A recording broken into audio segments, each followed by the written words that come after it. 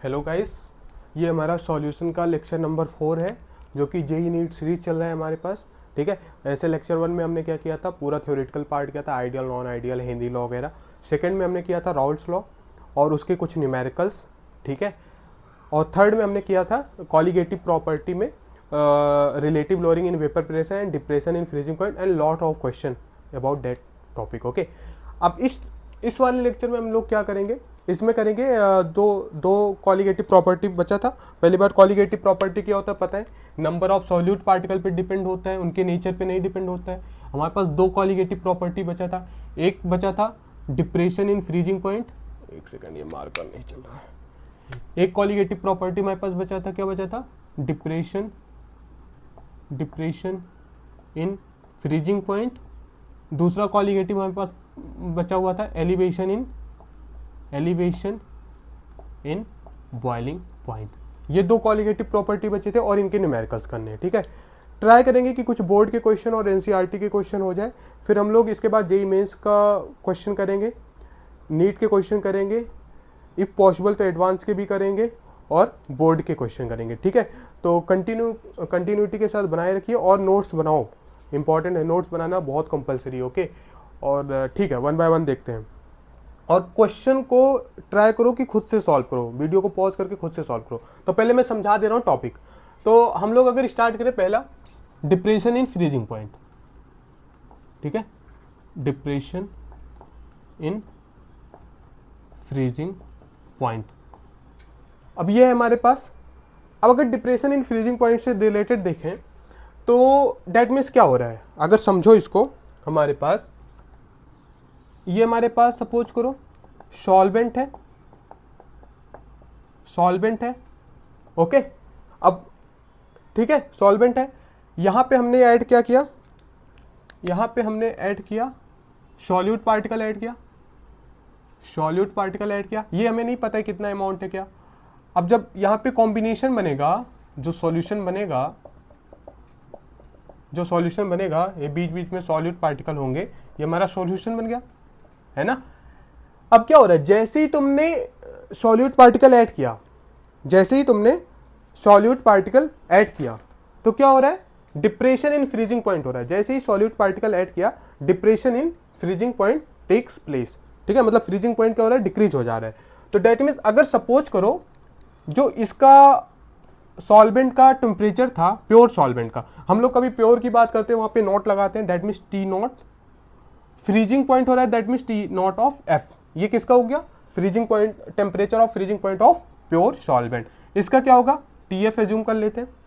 Okay, जैसे ही हमने solute particle किया था, हमारे पास सॉल्वेंट है, उसमें आपने सॉल्यूट पार्टिकल ऐड किया, उसके बाद जैसे ही आपने ऐड किया, उसमें उसका जो सॉल्यूशन बना, उसका फ्रीजिंग पॉइंट क्या हो गया, डिक्रीज हो गया। जैसे बेस्ट एग्जांपल इसका आइस लो, आइस में सॉल्ट डालो तो उसका फ्रीजिंग पॉइंट क्या हो जाता है, डिक्रीज हो जाता है। ठीक है, तो इसी के बेसिस पे एक मेंस में क्वेश्चन भी आया था इसकी ग्राफ से रिलेटेड, और इसका थ्योरी बहुत इंपॉर्टेंट है, याद रखना। ठीक है, तो अब अगर देखोगे तो जो हमारे पास डेल्टा टी एफ आया, that means change in freezing point, कितना चेंज आया, तो क्या होगा, डिप्रेशन इन फ्रीजिंग पॉइंट, तो ये वाला ज्यादा होगा, है ना, क्योंकि डिप्रेशन इन फ्रीजिंग पॉइंट हो रहा है। That means T F naught minus T F. होता क्या है, जो भी ये हमारे डिप्रेशन इन फ्रीजिंग पॉइंट क्या होता है, when basically solid particle non volatile वगैरह होता है, when solid particle is added to the solvent, depression in freezing point takes place. ठीक है, और वो किसके इक्वल होता है, depression in freezing point is directly proportional to the molality. जो कॉन्सेंट्रेशन होता है यहाँ पे, जो डेल्टा टी एफ होगा, is directly proportional to the क्या होता है, मोलेलिटी के होता है। ओके, अब अगर देखोगे डेल्टा टी एफ इज, अब ये साइन हटता है तो यहाँ पे एक फ्रीजिंग पॉइंट कांस्टेंट आता है जिसको हम बोलते हैं freezing point constant into molality. Okay, molality का फॉर्मूला तुम्हें पता है, मोलेलिटी का फॉर्मूला यहाँ पे ओपन कर सकते हो, क्या होता है, पहले तो मैं यहाँ पे के एफ बता देता हूँ। के एफ क्या आता है, यहाँ पे पता है कि यूनिट वगैरह बहुत इंपॉर्टेंट होता है, यूनिट जानते रहो, उससे आगे बहुत हेल्पफुल होता है न्यूमेरिकल में। और कभी कभी यूनिट ही पूछ लेता है बोर्ड में एमसीक्यू में कि उसका के एफ का नेम क्या होता है। तो जो ये के एफ होता है, इसका पहले के एफ होता क्या है, के एफ के दो नाम है, एक तो मोलल डिप्रेशन कांस्टेंट, पहला क्या होता है, मोलल डिप्रेशन कांस्टेंट, और एक और नेम होता है क्रायोस्कोपिक कांस्टेंट, और cryoscopic constant. Okay, cryoscopic constant. इसका यूनिट क्या होता है, यूनिट इंपॉर्टेंट है, ध्यान में रखो। इसका जो यूनिट होता है वो होता है केल्विन केजी मोल इनवर्स। ठीक है, इसका ये यूनिट हो गया, unit of KF, kelvin KG mole inverse. अगर फाइनली यहाँ पे मोलेलिटी का भी फॉर्मूला रख दो, हमें पता है मोलेलिटी इक्वल टू क्या होता है, ये क्वेश्चन है न्यूमेरिकल, अभी कराऊंगा एक्सरसाइज का।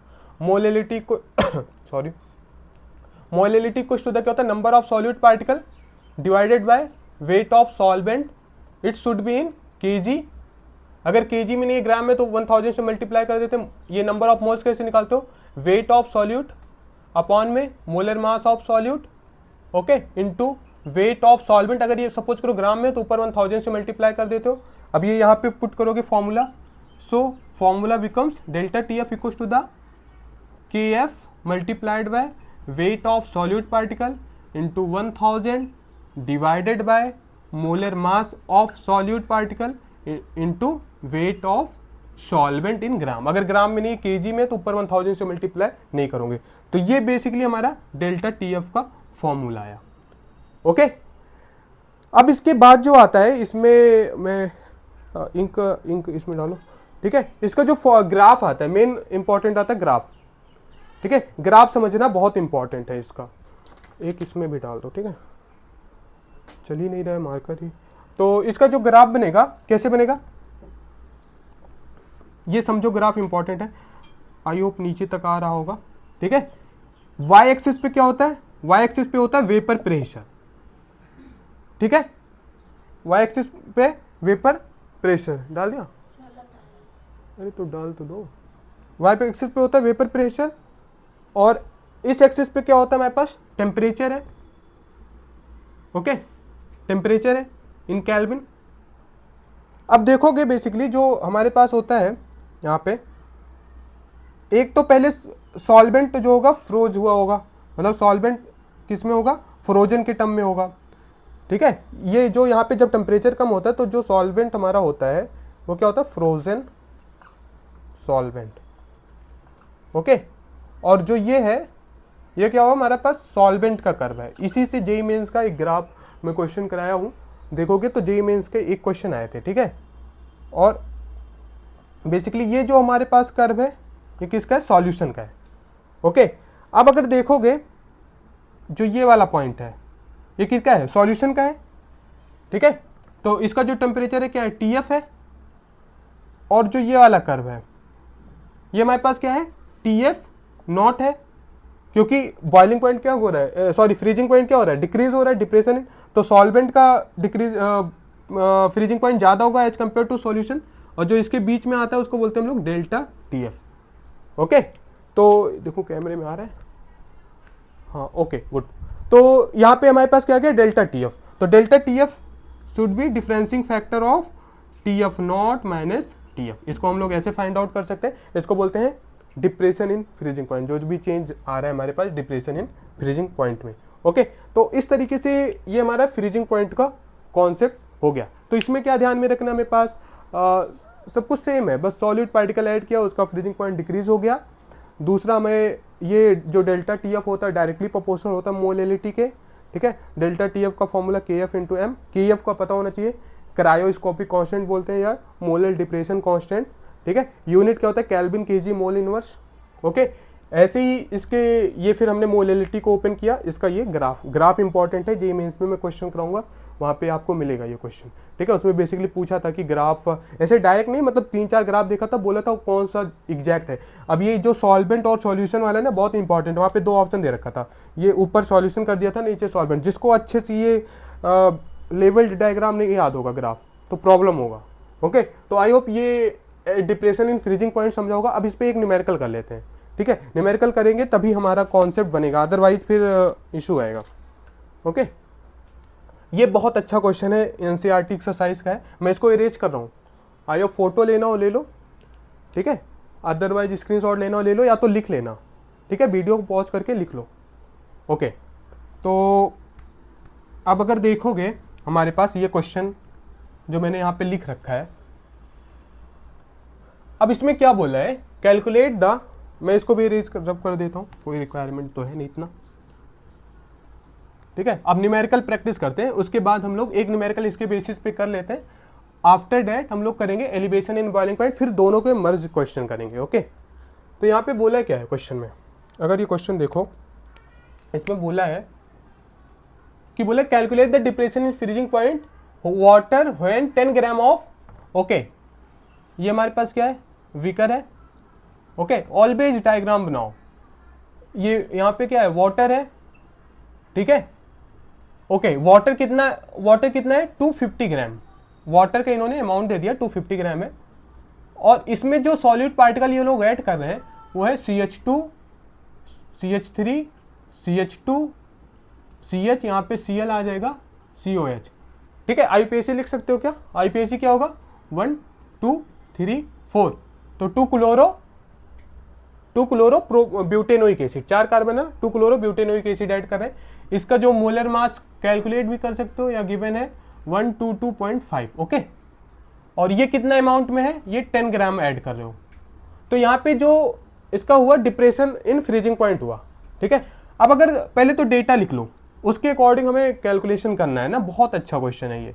तो यहाँ पे हमें क्या है डेटा, वेट ऑफ सॉल्यूट दे रखा है, वेट ऑफ सॉल्यूट कितना दे रखा है, वेट ऑफ सॉल्यूट 10 ग्राम दे रखा है।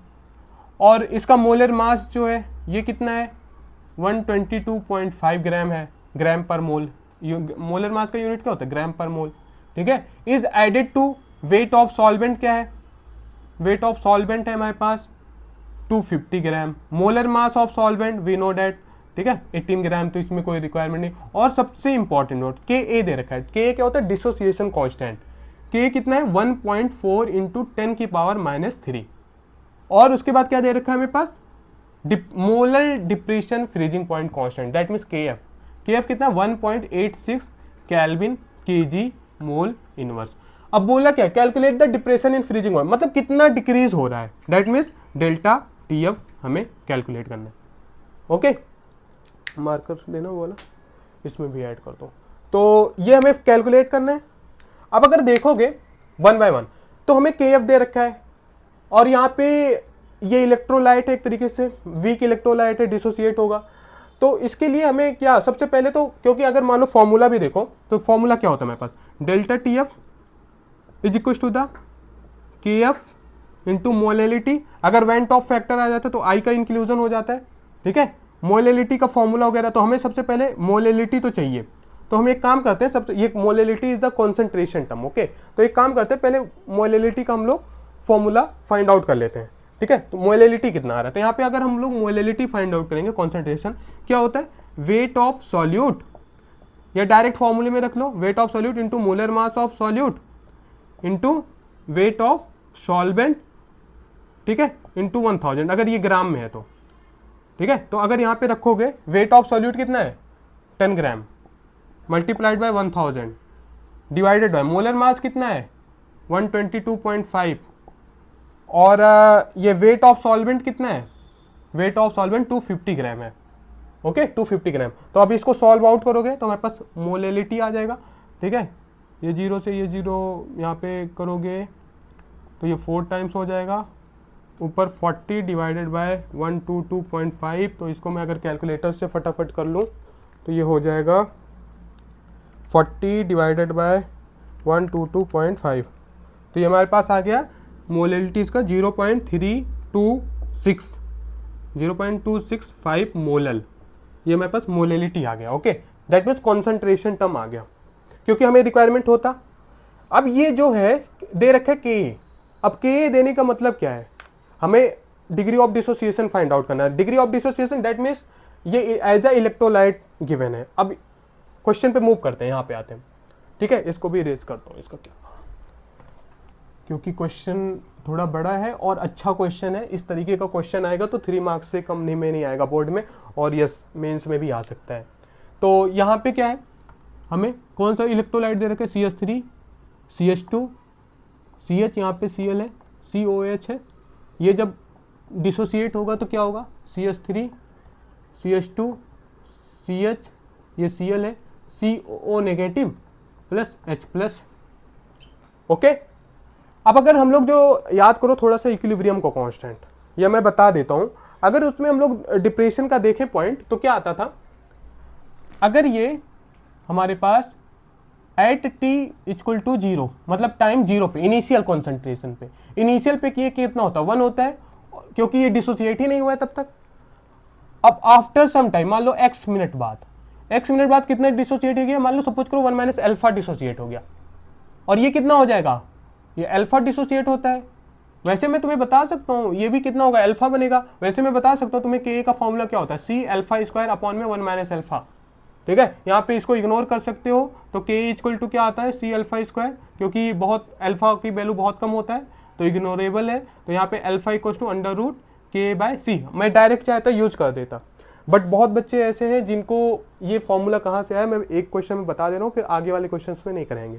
ठीक है, तो ये पता होना चाहिए। तो अब मतलब यहाँ पे कॉन्सेंट्रेशन टर्म के साथ क्या होगा, कॉन्सेंट्रेशन टर्म से सब तरफ मल्टीप्लाई करा दो, 1 माइनस अल्फा, ये सी अल्फा हो जाएगा, ये सी अल्फा हो जाएगा। ठीक है, ओके। अब यहां से तुम लिख सकते हो क्या होता है, के कैसे लिखते हो, concentration of active mass of ये प्रोडक्ट। ठीक है, ये तो होता है एक्टिव मास ऑफ प्रोडक्ट वाला पार्ट, जितना भी है एसिड वाला part, into active mass of H plus upon में एक्टिव मास ऑफ रिएक्टेंट वाला पार्ट, जो भी ये वाला पार्ट है। तो क्या हो जाएगा ये के इक्वल टू यहाँ पे कितना है, C alpha multiplied by C alpha upon में ये कितना है, सी इंटू 1 माइनस अल्फा। तो इसको अगर आगे सॉल्व आउट करोगे तो क्या हो जाएगा, C square into alpha square upon में C into 1 minus alpha. C से सी कैंसल आउट हो गया, तो मेरे पास के क्या आ गया, सी अल्फा स्क्वायर अपॉन में 1 माइनस अल्फा। ठीक है, बहुत जब डाइल्यूट बहुत ज़्यादा इसका, जब डिग्री ऑफ डिसोसिएशन कम होता है, मतलब 1 is very very greater than alpha, so that we can ignore 1 minus alpha, alpha is equivalent to the 1। ठीक है, so that here we get C alpha square, या हम लोग बोल सकते हैं alpha equal to under root K by C. ये find out हो गया। ये मैं जस्ट तुम्हें फॉर्मूला डिराइव कराया हूँ जस्ट समझाने के लिए। ठीक है, इतना रिक्वायरमेंट नहीं है कि ये भी स्टेप करो, बट ठीक है। ओके, तो अब मैं क्या करता हूँ, इसको इरेज करता हूँ, क्योंकि इसका काम नहीं है, ये टाइम स्पेस को कंज्यूम कर रखा है बस, दैट्स इट। तो यहाँ से हम लोग क्या फाइंड आउट कर सकते हैं, अल्फा फाइंड आउट कर सकते हैं। कैसे, क्योंकि हमें फॉर्मूला लगेगा पॉइंट ऑफ फैक्टर कैलकुलेट करने के लिए। अल्फा इक्वल टू द क्या होता है, अंडर रूट के बाय सी। यहां से मैंने दिखा दिया के कितना है, के हमें गिवन है, के हमें गिवन है, कितना गिवन है भाई, के 1.4 इंटू 10 की पावर -3 अपॉन में कॉन्सेंट्रेशन यहां पे हमने निकाल लिया 0.3265। ठीक है, सो यहां से हम लोग निकाल सकते हैं डिग्री ऑफ डिसोसिएशन। अल्फा क्या होता है, डिग्री ऑफ डिसोसिएशन। तो मैं कैलकुलेटर का यूज कर लेता हूं, कितना यहाँ पे है। ठीक है, तो यहाँ पे करोगे 1.4 डिवाइडेड बाय 0.326। ओके, तो यहाँ पे आ गया हमारे पास 0.065। कितना आ गया, कैलकुलेट करोगे 0.065, ये हमारे पास डिग्री ऑफ डिसोसिएशन आ गया। ठीक है, तो मैं इसको भी यहाँ पे लिख देता हूँ, जो भी डेटा है अकॉर्डिंग टू कैलकुलेशन हमने किया, तो 0.065 ये हमारे पास कैलकुलेशन करने के बाद अल्फा आ गया, जो कि डिग्री ऑफ डिसोसिएशन है।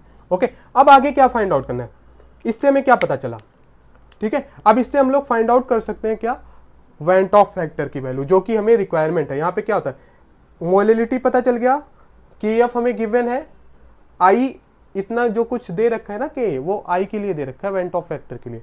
ठीक है, तो अब अगर हम लोग करें यहाँ पे कैलकुलेशन, ठीक है, तो यहाँ पे जो होगा हमारे पास, फिर से ये लिखो CH3 CH2, आई होप समझ में आ रहा होगा, Cl COH, ये डिसोसिएट होगा, CH3 CH2 CH Cl, यहाँ पे COO नेगेटिव और H प्लस। ठीक है, तो अगर मान लो ये हमारे पास कितना था, 1 था, ये 0 0 था, यहाँ पे 1 माइनस अल्फा, तो ये अल्फा बन गया, अल्फा बन गया, मतलब वही सेम। ठीक है, तो यहाँ पे आई का फॉर्मूला क्या होता है, number of particle after dissociated, ये डिसोसिएट हो गया तो कितना हो गया, 1 minus alpha, total number of particle after dissociated 1 minus alpha plus alpha हो गया ना, टोटल नंबर, इनको सम करोगे divided by total number of particle before dissociation. तो यहाँ पे बिफोर डिसोसिएशन कितना है, 1 है। आई होप समझ में आया होगा ना। इसी का किया हमने। आई का फॉर्मूला क्या होता है, 3-4 फॉर्मूले होते हैं। मैं नेक्स्ट लेक्चर में एबनॉर्मल मोलर मास अपॉन में ये वाला कॉन्सेप्ट भी बताऊंगा। तो क्या होता है, total number of particle after dissociation divided by total number of particle before dissociation. तो यहाँ पे total number of particle dissociation होने के बाद क्या, 1 minus alpha alpha alpha. Before dissociation तो 1 है। ओके, तो यहाँ पे फाइंड आउट करोगे, हमारे पास जो वेंट ऑफ फैक्टर आया, ये माइनस अल्फा से प्लस अल्फा कट गया, तो आई को शुद्ध क्या हो गया, 1 प्लस अल्फा। डन।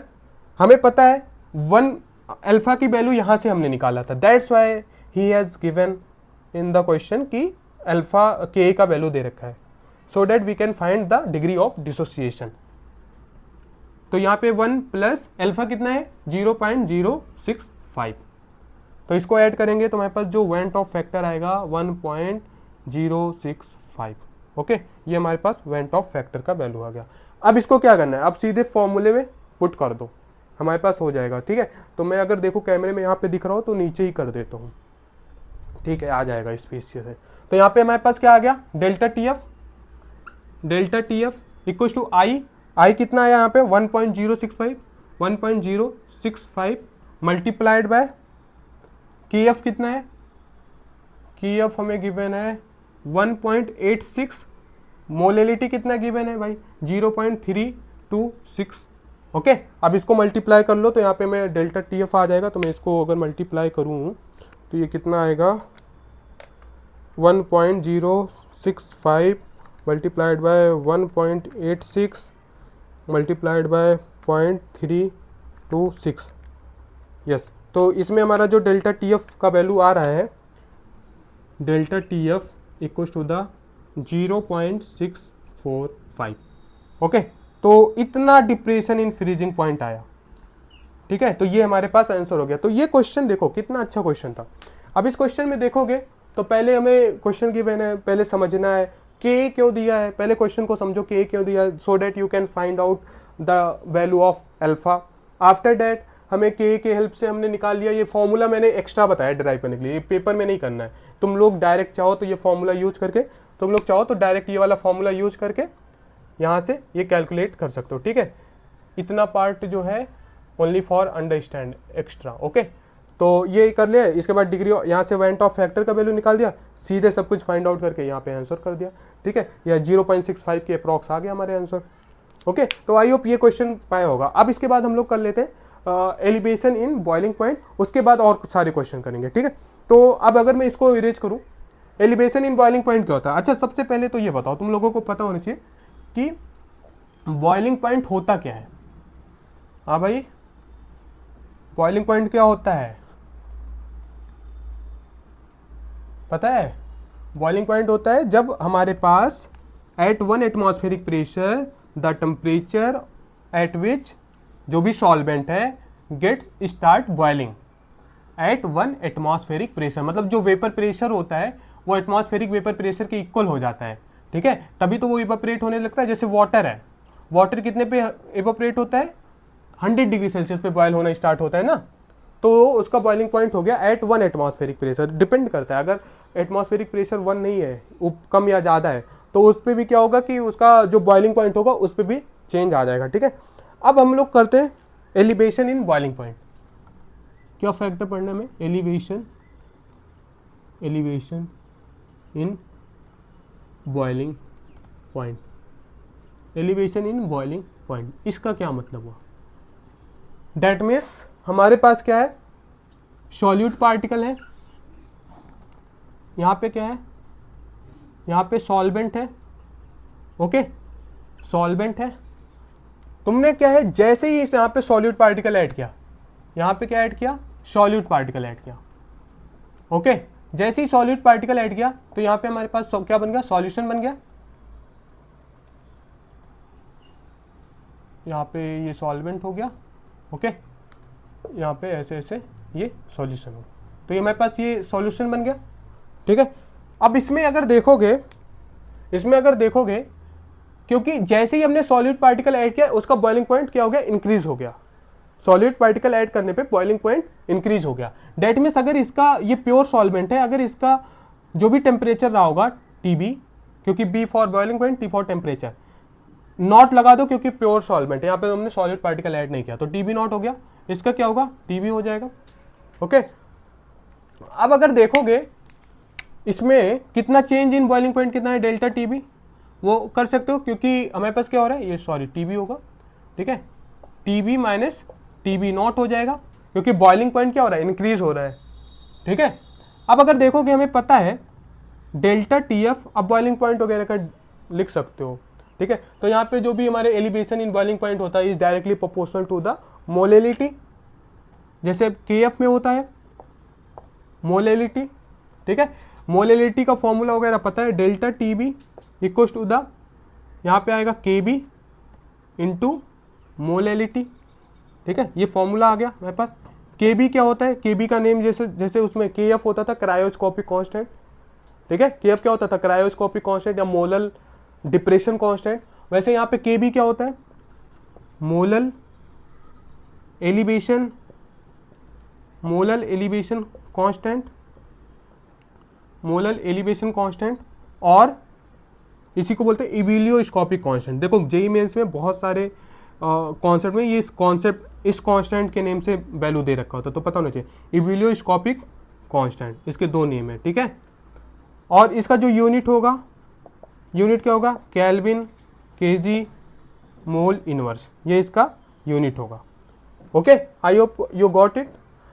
अब इसके बाद जो होगा यहाँ पे मोलेलिटी को एक्सपेंड कर लो, तो delta T B equal to the क्या हो जाएगा, यहाँ पे के बी, मोलेलिटी क्या होता है, number of moles of solute particle, है ना, dissolve in 1 kg of the solvent, तो यहाँ पे क्या हो जाएगा, ऊपर वेट ऑफ सॉल्यूट हो जाएगा इंटू 1000, अगर हमारे पास वेट ऑफ सॉल्वेंट ग्राम में है, अगर केजी में तो 1000 से मल्टीप्लाई नहीं करोगे, यहाँ पे मोलर मास ऑफ सॉल्यूट हो जाएगा, यहाँ पे हो जाएगा weight of solvent, but it should be in gram, क्योंकि यहाँ पे हमने 1000 से मल्टीप्लाई किया है। तो ये हमारे पास इसका एलिवेशन इन बॉइलिंग पॉइंट का कॉन्सेप्ट था और इसके फॉर्मूले।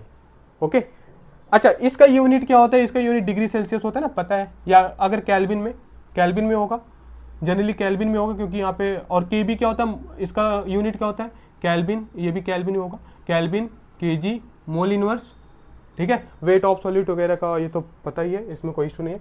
तो ये था। अब इसमें मैं 2-3 क्वेश्चन लिखता हूँ, उसको सॉल्व कराता हूँ, जो भी बोर्ड में आए हुए क्वेश्चन है उनको यहाँ पे मैं लिख के डिस्कस करते हैं कि उसका क्वेश्चन कैसे होगा। ओके, तो मैं क्वेश्चन लिख देता हूँ, ये क्वेश्चन हमने लिख दिया है, ठीक है। अब इस क्वेश्चन को अगर सॉल्व करना है, जैसे ये बोर्ड सीबीएसई 2015 में आ रखा है, ये 2020 में क्वेश्चन रखा है, और ये इन टेक्स्ट क्वेश्चन भी है, क्वेश्चन नंबर 11। तो 1 बाय 1 सॉल्व करते हैं। पहले तो हमने क्या किया था, एलिवेशन इन बॉइलिंग पॉइंट का कॉन्सेप्ट किया था, ठीक है। अब इसके बेसिस पे ये क्वेश्चन है हमारे पास, क्या बोला, when 1.5 gram of non volatile solute, इसका सॉल्यूशन कैसे होगा, when 1.5 gram of non volatile solute was dissolve in 90 gram of benzene. मतलब हमारे पास जो यहाँ पे सॉल्वेंट है, अगर सॉल्वेंट बताया नहीं रहता तो वाटर एज्यूम करते हैं, बट अगर सॉल्वेंट बोल दिया कि बेंजीन है, तो जो बोल रखा है वही हमें करना है, बेंजीन है, ये कितना ग्राम है, 90 ग्राम। ओके, इसमें क्या ऐड हो रहा है, इसमें ऐड हो रहा है 1.5 ग्राम ऑफ हमारे पास नॉन वोलेटाइल सॉल्यूट है, नॉन वोलेटाइल जो भी सॉल्यूट पार्टिकल है, ठीक है, dissolve in benzene to the boiling point of benzene raised from, मतलब तो ये क्या बन गया हमारे पास, सॉल्यूशन बन गया, है ना, सॉल्यूशन बन गया।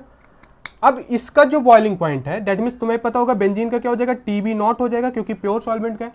बोले कि boiling point of benzene is raised from 353.23 to 353.93, मतलब जो टीबी नॉट था वो क्या था, 353.23 था, और जो टीबी नॉट है रेज्ड यहां से इंक्रीज हो रहा है, कहां तक पहुंचा, जो इसका टीबी है वो गिवन है 353 बहुत ज्यादा इंक्रीज नहीं है, बट स्टिल जो है वो तो हमें लिखना पड़ेगा, ये है। Calculate the molar mass of solute, और हमें गिवन क्या है, हमें इबिलियोस्कोपिक कांस्टेंट गिवन है, कितना है, 2.52 केल्विन। ओके, और हमें क्या फाइंड आउट करना है, मोलर मास ऑफ सॉल्यूट, ठीक है, देखते हैं, molar mass of solute we have to find. तो फॉर्मूला क्या है, delta TB is KB into molality होता है ना, हमें पता है मोलैलिटी का फॉर्मूला क्या होता है, वेट ऑफ सॉल्यूट अपॉन में molar mass of solute into wait of solvent. अगर ये ग्राम में तो ऊपर 1000 से मल्टीप्लाई कर देते हैं। तो यहाँ पे delta T B find out कर लो। डेल्टा टी बी कैसे होगा भाई, यहाँ पे अगर हमें delta T B find out करना है तो हमें पता है delta T B equals to the T B minus T B nought होता है कि नहीं होता है, ठीक है। तो यहाँ से हम लोग फाइंड कर लेंगे। तो डेल्टा टी बी जो हमारे पास आ जाएगा, कितना आएगा डेल्टा टी बी, ये आएगा टी बी 353.93 माइनस, इसको माइनस करोगे 353.23। ओके, तो यहाँ पे जो भी आएगा हमारे पास कितना आ जाएगा डेल्टा टी बी, तो ये 30 हो गया 9 to 7 और ये तो सेम है, तो मतलब 0.7 आ गया, मतलब 0.7 केल्विन ये हमारा चेंज आ गया, इतना चेंज आ रहा है 0.7 का। तो यहाँ पे रख दो फॉर्मूले में। अब जो जो गिवन है वो सारे फॉर्मूले में पुट कर दो वैल्यू, ठीक है। तो डेल्टा टी बी हमारे पास पहले फॉर्मूला लिख लो, delta T B equals to the K B into molality क्या होता है, weight of solute into 1000 upon में molar mass of solute into weight of solvent होता है कि नहीं होता है। अब यहाँ पे ये डेल्टा टी बी है, ठीक है। अब जो जो वैल्यू है गिवन फाइंड आउट कर लो। हमें फाइंड आउट क्या करना था वैसे, molar mass of solute find out करना। तो मोलर मास इधर आ जाएगा, मैं इसको यहाँ पे सॉल्व करा रहा हूँ। मोलर मास ऑफ सॉल्यूट इधर आ गया इक्वल्स टू द डेल्टा, इधर आ जाएगा delta T B K B into weight of solute into 1000 divided by delta T B यहाँ पे आ गया into weight of solvent. Okay, अब रख दो जो भी डेटा में पता है, molar mass of solute equals to the K B कितना है भाई, के बी हमें 2.52। वेट ऑफ सॉल्यूट कितना है 1.5 ग्राम इंटू 1000, बिकॉज जो वेट ऑफ सॉल्वेंट है वो हमें, और डेल्टा टी बी कितना है 0.7 और वेट ऑफ सॉल्वेंट कितना है 90 ग्राम। 90 ग्राम था इसलिए 1000 से मल्टीप्लाई कराया हमने, ठीक है। अब अगर देखोगे तो इसको थोड़ा सॉल्व आउट करो, ठीक है। तो ये कितना हो जाएगा 2.52 मल्टीप्लाइड बाय, चलो मैं कैलकुलेटर से फटाफट कर लेता हूँ, या अगर इसको करोगे तो ये 1500 हो जाएगा, ठीक है। 1500 हो जाएगा डिवाइडेड बाय ये हमारे पास हो जाएगा 0.7 इंटू 90 63 हो जाएगा, ठीक है। तो अब अगर इसको मैं कैलकुलेटर तो यूज ही करना पड़ेगा जिससे फटाफट हो जाए। तो अगर देखोगे हमारे पास 0.7, अगर इसको ओके 63 हो गया, ठीक है। और इसके ऊपर वाला करोगे तो क्या हो जाएगा 2.52 मल्टीप्लाइड बाय, तो ये आ गया हमारे पास। अगर ये सब मल्टीप्लाई करेंगे तो ये आ जाएगा हमारे पास, आ जाएगा 3780 डिवाइडेड बाय 63, ठीक है। तो ये फाइनल आंसर क्या आएगा 3780 डिवाइडेड बाय 63। तो ये हमारे पास आंसर,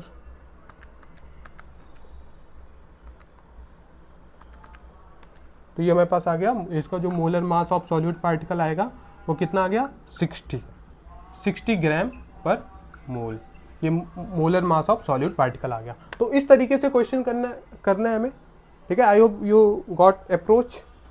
अब हम लोग मूव करते हैं ये नेक्स्ट क्वेश्चन पे, ठीक है। इसको खुद से ट्राई करो, एक बार इसको खुद से ट्राई करो, अदरवाइज फिर मैं कराता हूँ, ठीक है। मैं इधर तब तक इसको रब कर रहा हूँ, खुद से ट्राई करो ये क्वेश्चन कैसे सॉल्व होगा, ओके। अब अगर देखें ये आप ना एक साथ लिखा करो, अदरवाइज वीडियो पॉज करके बैक करके इसको लिख लिया करो। क्वेश्चन लिखना बहुत ज़रूरी है, खुद से सॉल्व कर लो बेस्ट है। अगर मान लो नहीं आ रहा है तो खुद से एक बार ट्राई करो। वीडियो इसीलिए है कि आप न्यूमेरिकल को देख देख के जहाँ पे प्रॉब्लम आ रहा है प्रैक्टिस करो, ठीक है। तो ये क्वेश्चन अभी इसको ट्राई करो, एकदम सेम कॉन्सेप्ट का है, ओके। आई होप किए होगे ट्राई, ओके। अब मैं देखता हूँ इसमें क्या है। उसमें क्या बोला है, calculate the mass of ascorbic acid. Ascorbic acid क्या होता है, बेसिकली विटामिन सी का कैप्सूल होता है that is called ascorbic acid. ठीक है, यहाँ पे क्या है, ये है हमारे पास, ठीक है, ये नहीं चला, हमारे पास क्या है यहाँ पे, ये सॉल्वेंट है और इसमें क्या डिजोल्व किया गया है, एसिटिक एसिड में डिजोल्व किया गया। तो हमारे पास जो सॉल्वेंट इन्होंने क्लासीफाई किया है एसिटिक एसिड है, वो कितना अमाउंट है इसका 75 ग्राम। इसमें एस्कॉर्बिक एसिड डिजोल्व करना है, ठीक है, विटामिन सी होता है, ठीक है, जिसका मॉलिक्यूलर फॉर्मूला दे रखा है C6H8O6, जरूरत नहीं याद करने का, ठीक है, ये डिजोल्व कर रखा है। तो हमें इसमें बताना है इसका जो वेट ऑफ सॉल्यूट है वो कितना है, weight of solute find out करना है, ठीक है। Dissolve in acetic acid to lower its melting point by 1.5 degree Celsius. मतलब जो जैसे ही हमने विटामिन सी डाला एसिटिक एसिड में, उसका मेल्टिंग पॉइंट क्या हो गया, डिक्रीज हो गया, ठीक है, उसका मेल्टिंग पॉइंट डिक्रीज हो गया। और हमें क्या गिवन है, KF गिवन है। KF कितना है 3.9 केल्विन kg मोल इनवर्स। तो डेट मीन्स जो हमें डेल्टा TF है जितना डिक्रीज हुआ वो 1.5 डिग्री सेल्सियस हुआ। ओके, तो यहाँ पे लिखेंगे हम लोग formula, delta TF equal to the क्या होता है, KF इंटू मोलिलिटी, यही तो होता है। तो delta TF step by step solve करना है। KF इंटू मोलिलिटी का फॉर्मूला क्या होता है, weight of solute into 1000। Reason क्या है, क्योंकि यहाँ पे वेट ऑफ सॉल्वेंट क्या है, ग्राम में है। नीचे क्या आएगा, molar mass of solute into weight of solvent, ये होता है मेरे पास फॉर्मूला। अब इसको यहाँ पे पुट वैल्यू फाइंड आउट करते हैं। तो जो डेल्टा TF आएगा वो कितना हो जाएगा, KF कितना गिवन है हमें 3.9 multiplied by weight of solute कितना है, वेट ऑफ सॉल्यूट हमें फाइंड आउट करना है, वेट ऑफ सॉल्यूट हमें फाइंड आउट करना है 1000 divided by molar mass of solute. Molar mass of solute अगर इसको कैलकुलेट भी कर सकते हो तो ये 176 आएगा, ठीक है, 176। और वेट ऑफ सॉल्वेंट कितना आएगा, वेट ऑफ सॉल्वेंट 75 ग्राम है। और यहाँ पे हमें डेल्टा TF भी तो फाइंड है 1.5, डेल्टा TF कितना है 1.5। हमें वेट ऑफ सॉल्यूट करना है तो इसको 1 बाय 1 कर लो। तो यहाँ पे 1.5 मल्टीप्लाइड बाय 176 हो जाएगा, मल्टीप्लाइड बाय 75 है ना, डिवाइडेड बाय 3.9 इंटू 1000, ये आ जाएगा हमारे पास वेट ऑफ सॉल्यूट आ जाएगा। तो इसको मैं फटाफट कैलकुलेटर से कैलकुलेट कर लेता हूँ कितना आ रहा है। अगर देखो 1.5 मल्टीप्लाइड बाय 176 मल्टीप्लाइड बाय 75 तो ये हमारा जो वैल्यू आया वो आ रखा है 19800 डिवाइडेड बाय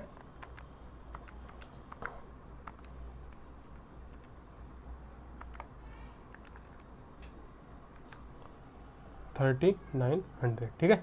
तो ये 0 0 कैंसल आउट हो गया।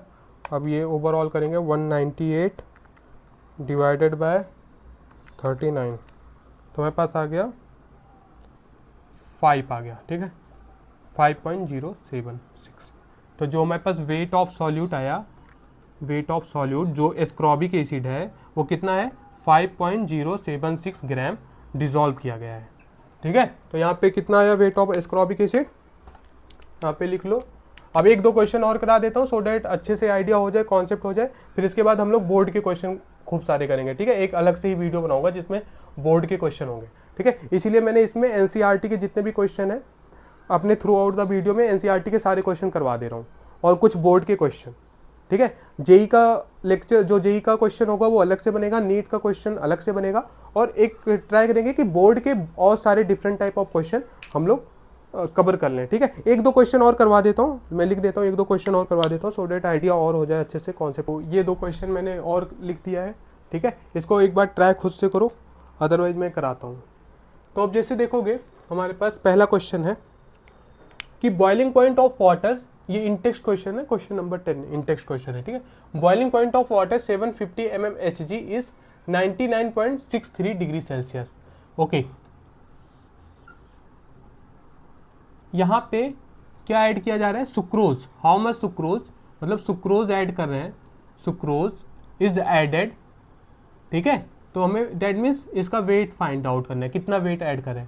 यहाँ पे क्या है, सॉल्वेंट क्या है, वाटर, ठीक है, is to be added to 500 gram of water, जो वेट ऑफ वाटर है वो कितना 500 ग्राम है, such that it's boil at 100 degree Celsius, मतलब कितना अमाउंट में इसको ऐड करें कि वो 100 डिग्री सेल्सियस पे बॉयल करना स्टार्ट कर जाए, मतलब जो भी हमारे पास यहाँ पे सॉलिड पार्टिकल है वो 100 डिग्री सेल्सियस पे बॉयल करना स्टार्ट हो जाए। ठीक है, तो सिंपल सा क्वेश्चन है, वही पता है डेल्टा टी बी, ठीक है, इस डायरेक्टली या डायरेक्ट लिखो, is equal to the K B into molality होता है, के बी इंटू मोलेलिटी होता है कि नहीं होता है। ठीक है, अब मोलेलिटी का फॉर्मूला यहाँ पे पुट करो, हमेशा स्टेप बाय स्टेप चलो, 1000 डिवाइडेड बाय यहाँ पे क्या हो जाएगा molar mass of solute into weight of solvent. Okay, तो हमारे पास जो फाइनल फॉर्मूला आएगा डेल्टा टी बी क्या हो जाएगा, के बी इंटू मोलेलिटी, मतलब यहाँ पे वेट ऑफ सॉल्यूट पार्टिकल आ गया into 1000 divided by molar mass of solute into weight of solvent आ गया। Okay done. अब अगर देखोगे हमें डेल्टा टी बी यहाँ से हम लोग फाइंड आउट कर सकते हैं। स्टार्ट क्या हो रहा है, जैसे बॉइलिंग पॉइंट में क्या होता है, एलिवेशन इन मतलब जैसे ही सॉल्यूट पार्टिकल ऐड करते हो बॉइलिंग पॉइंट इंक्रीज हो जाता है, एलिवेशन इन बॉइलिंग पॉइंट होता है। Okay, elevation in boiling point होता है। तो यहाँ पे क्या हो जाएगा हमारे पास, जो भी इसका टीबी था, टीबी नॉट था, वो कितना है, ये इन्होंने प्रेशर दे दिया 750 mmHg पे, ये बॉयल वाटर बॉयल कर रहा था कितने पे 99.63 डिग्री सेल्सियस पे, और अब इतना कितना अमाउंट में हम लोग ऐड करें कि ये बॉयल करे एट 100 डिग्री सेल्सियस पे, मतलब जो यहाँ पे डेल्टा टीबी आएगा, जो यहाँ पे डेल्टा टीबी आएगा वो क्या आएगा, डेल्टा टीबी आएगा वो कितना होगा भाई, is equal to the, marker नहीं चल रहा है ये वाला। ओके, तो डेल्टा टीबी आएगा वो कितना आएगा, टीबी है ना, टीबी माइनस टीबी नॉट, तो कितना हो जाएगा यहाँ पे देखोगे 100 degree minus 99.63 degree Celsius. Okay, यही तो है 99.63। तो यहाँ पे जो हमारे पास डेल्टा टीबी सॉल्व करके आएगा वो आ जाएगा हमारे पास 0.07। ठीक है, ये हमारे पास इसको सॉल्व करने पे आएगा। ठीक है, और यहाँ पे ओके, अरे ठीक है ना, फिर इसके बाद क्या आ जाएगा, यहाँ पे फाइंड आउट कर लो डेल्टा टीबी, फॉर्मूला वैल्यू वगैरह पुट कर लो। तो यहाँ पे वैल्यू पुट करोगे क्या आ जाएगा, डेल्टा टीबी यहाँ पे आ गया 0.07 is equal to the K B, K B कितना गिवन है, के बी है हमारे पास, के बी इसमें गिवन है क्या, बिना के बी के तो सॉल्व नहीं होगा। आई होप क्वेश्चन में के बी जरूर दिया होना चाहिए, है ना, क्वेश्चन में के बी जरूर दिया होना चाहिए तभी ये क्वेश्चन सॉल्व होगा, बिना के बी के कैसे होगा। आई होप मैंने लिखने में मिस कर दिया। ठीक है, और वेट ऑफ सॉल्यूट कितना है, वेट ऑफ सॉल्यूट, ठीक है,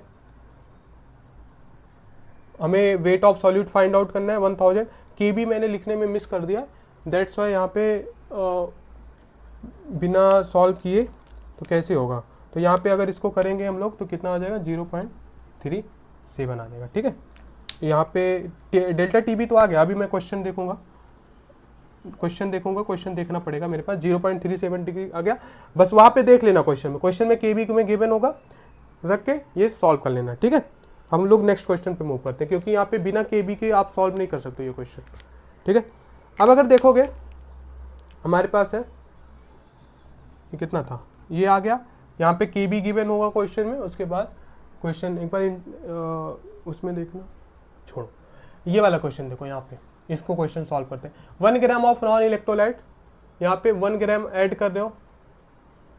ठीक है, यहाँ पे हमारे पास सॉल्वेंट है, सॉल्वेंट इन्होंने क्या ले रखा है, बेंजीन ले रखा है, बेंजीन कितना है 50 ग्राम है, और इसमें हम लोग क्या ऐड करना है 1 ग्राम नॉन इलेक्ट्रोलाइट, मतलब जो भी है 1 ग्राम सॉल्यूट ऐड कर रहे हैं।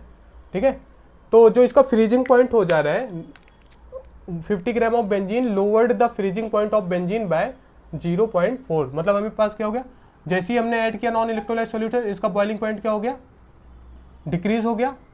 ठीक है, डिक्रीज हो गया, तो जो डिक्रीज कितना हुआ, दैट मीन्स जो हमारे पास डेल्टा टीबी आएगा डिक्रीज आएगा वो कितना इंक्रीज आ रहा है 0.4 केल्विन, ये गिवन है। हमें के एफ गिवन है, ऐसे यहाँ पे के बी भी गिवन होगा, यहाँ पे के एफ गिवन है, मतलब डिप्रेशन इन फ्रीजिंग पॉइंट हो रहा है, दैट मीन्स ये फिर डेल्टा टी एफ है। और के एफ कितना है 5.12, ठीक है। Molar mass of solute find out करना है, तो यहाँ पे डेल्टा टी एफ हमारा जो फॉर्मूला आएगा क्या आएगा, के एफ इंटू मोलिलिटी। मोलिलिटी का फॉर्मूला बार बार आ रहा है तो इसको मैं डायरेक्ट लिख देता हूँ, इंटू 1000, क्योंकि वेट ऑफ सॉल्वेंट ग्राम में दे रखा है। मोलर मास ऑफ सॉल्यूट, ठीक है, molar mass of solute into weight of solvent, ये आ गया। अब यहाँ पे सारे वैल्यूज में पता है, डेल्टा टी एफ कितना है 0.4, के एफ कितना है 5.12, वेट ऑफ सॉल्यूट कितना है 1 ग्राम इंटू 1000 डिवाइडेड बाय, हमें molar mass of solute find करना है, जो नॉन इलेक्ट्रोलाइट है, मोलर मास ऑफ सॉल्यूट वो फाइंड आउट करना है, मल्टीप्लाइड वेट ऑफ सॉल्वेंट कितना है 50 ग्राम। अब इसको सॉल्व कर सकते हो, ये 0 से जी 0 कैंसिल आउट हो गया, तो यहाँ पे मोलर मास ऑफ सॉल्यूट जो भी है आएगा, ठीक है, वो कितना आएगा 5.12 मल्टीप्लाइड बाय 100, तो डेट मीन्स ये यहाँ पे आ जाएगा 0.4, तो ये कितना हो जाएगा, यहाँ पे देखोगे 0.4 इंटू 5, तो ये सॉल्व करोगे तो ये 512 हो जाएगा, ये कितना हो जाएगा 2 हो जाएगा, तो इसको यहाँ से कैंसिल कर सकते हो, कितना होगा,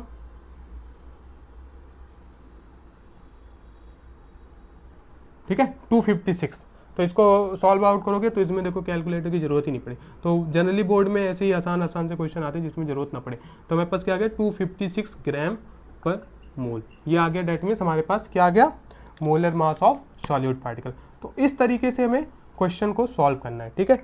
इस क्वेश्चन में एक बार मैं देख लेता हूँ, या अदरवाइज आप लोग एनसीईआरटी में देख लेना, ठीक है। तो क्वेश्चन को हमें ऐसे अप्रोच करना है, आप बोलो अगर 1-2 क्वेश्चन और करा देता हूँ, देखता हूँ अगर वीडियो ज़्यादा बड़ी ना हो तो 1-8 क्वेश्चन और करा देता हूँ, अदरवाइज।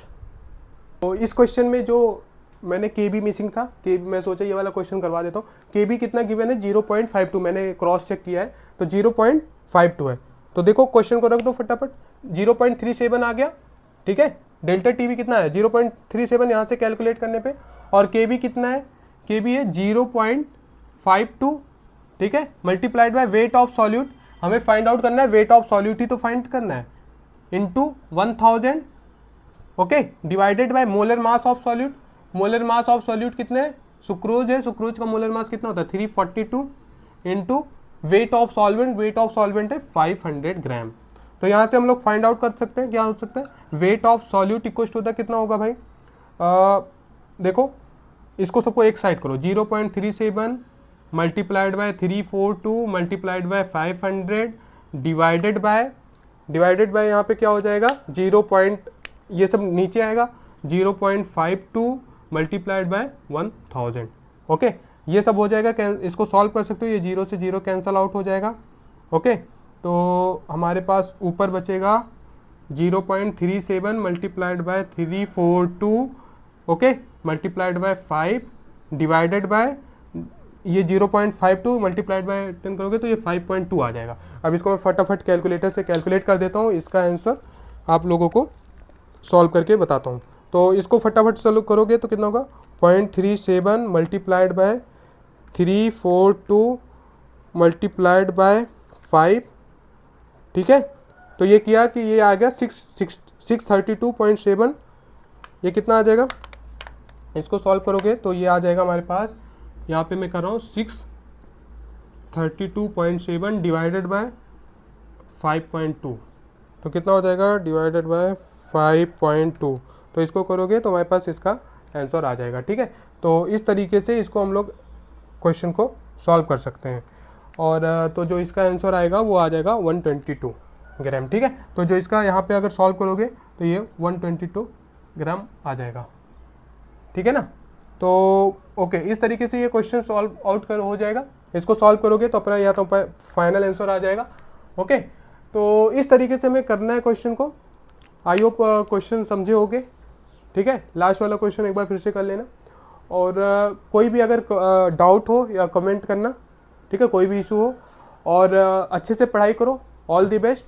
और ये हमारे जे नीट सीरीज का लेक्चर नंबर 4 था। अब इसके बाद हम लोग थोड़ा सा पार्ट रह रहा है reverse osmosis, abnormal molar mass, वो सब कैलकुलेट कर लेंगे, वो पढ़ लेंगे अच्छे से, ठीक है। इसके बाद जो भी हमारे पास क्वेश्चन होगा, फिर जेई का क्वेश्चन करेंगे, फिर नीट के क्वेश्चन करेंगे, फिर बोर्ड के भी क्वेश्चन कर लेंगे, ठीक है। तो ऑल दी बेस्ट, पढ़ते रहो, जो भी हो कमेंट करो अगर कोई डाउट हो। Okay, all the best.